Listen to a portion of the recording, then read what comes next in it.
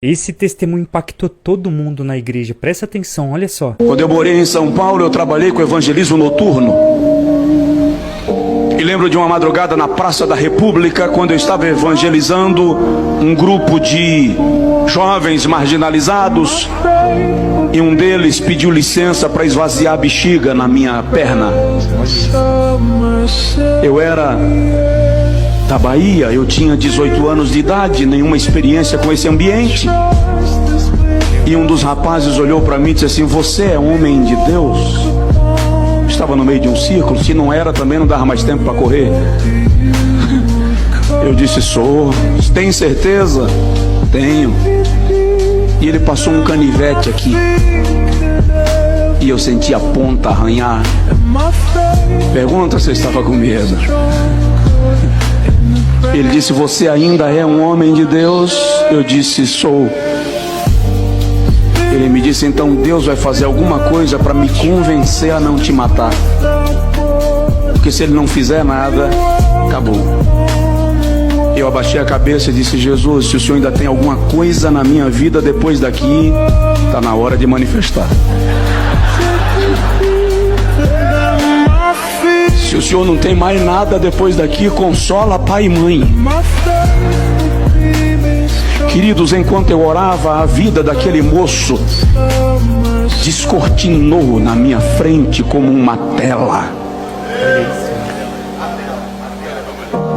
E eu comecei a falar das coisas da vida dele conforme Deus ia projetando em cenas.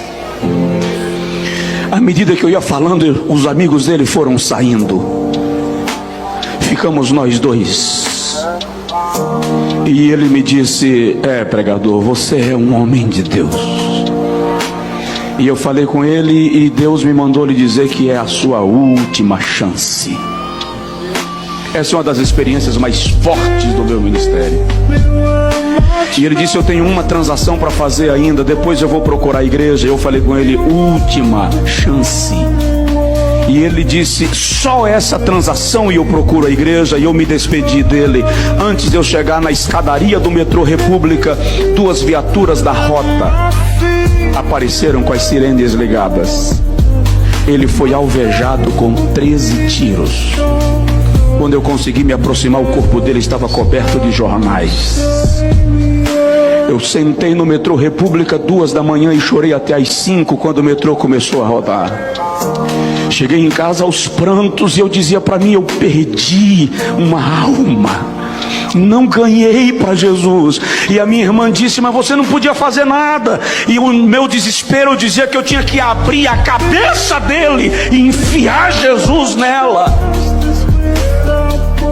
Querido, almas não podem ficar para depois. Volta para a tua cidade disposto a fazer a diferença lá.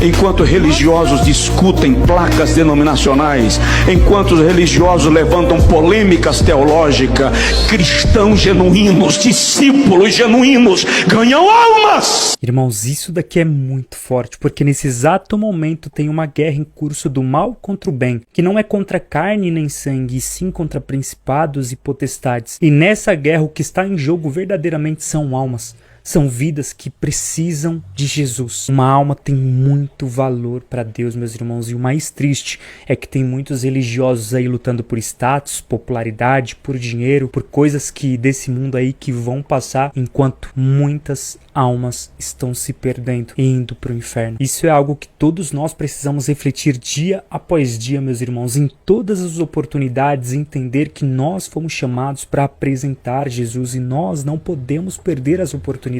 Irmãos, em meio a tantos que estão fazendo tanta coisa errada, nós precisamos fazer a diferença. Nós fomos chamados para fazer a diferença e ser o sal da terra.